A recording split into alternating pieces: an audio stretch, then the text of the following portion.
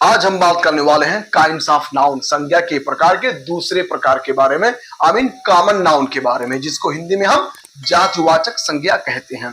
अब आइए इसके डिफिनेशन पे नजर डालें। A common noun is a non specific person. हमने प्रॉपर नाउन के लिए स्पेसिफिक वर्ड यूज किया था, लेकिन यहां पर हम नॉन स्पेसिफिक वर्ड हम यूज कर रहे हैं। अब देखिए, a common noun is a non specific person. हमारा कॉमन नाउन जो होता है ये क्या है? नॉन स्पेसिफिक पर्सन वर्ड होता है। आई मीन किसी विशेष व्यक्ति के लिए नहीं बोला जाता है, किसी विशेष व्यक्ति की श्रेणी में कॉमन नाउन को हम नहीं रखते हैं। स्पेसिफिक पर्सन, प्लेस और थिंग।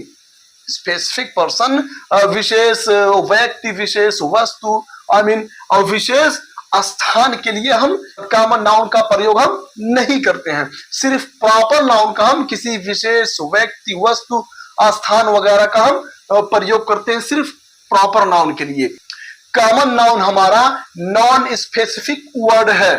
देखिए, while tells us about any person, while tells us about any person, place or thing of the same class or kind, एक ही जाति का बोध कराता है, चाहे कोई व्यक्ति हो, चाहे स्थान हो, चाहे कोई चीज हो, उसके समस्त जाति का बोध कराता है हमें, ना कि सिर्फ एक स्थान के बारे में, एक चीज के बारे में या एक व्यक्ति के बारे में हमें बोध कराता है। अब देखिए, जातिवाचक संज्ञा किसी एक विशेष व्यक्ति, वस्तु या स्थान का ज्ञान नहीं कराता।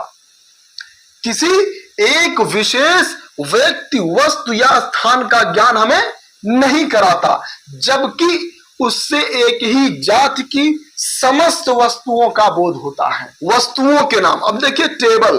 टेबल कोई स्पेसिफिक वर्ड नहीं है, किसी एक टेबल के बारे में बात नहीं हो रही, बल्कि समस्त टेबल के बारे में बात हो रही है, उसके पूरी जात के बारे में बात हो रही है। Chair, pen, book, box etcetera. तो अब यहां पर हमने चेयर, कुर्सी, पेन, कलम, बुक, किताब।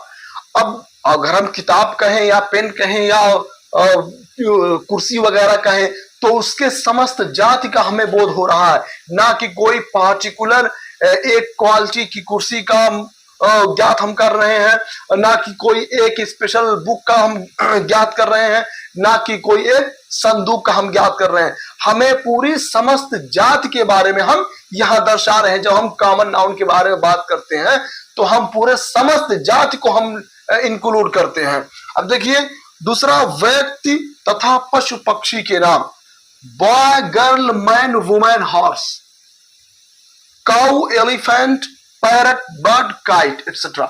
अब देखिए, यहां पर हमने चाहे women, horse, girl, boy, elephant, cow, parrot, bird, kite, यहां सारे वर्ड जो हमने दर्शाए हैं, इन सारे वर्ड से किसी specific person, animal, specific I mean bird वगैरह का हमें बोध नहीं हो रहा है।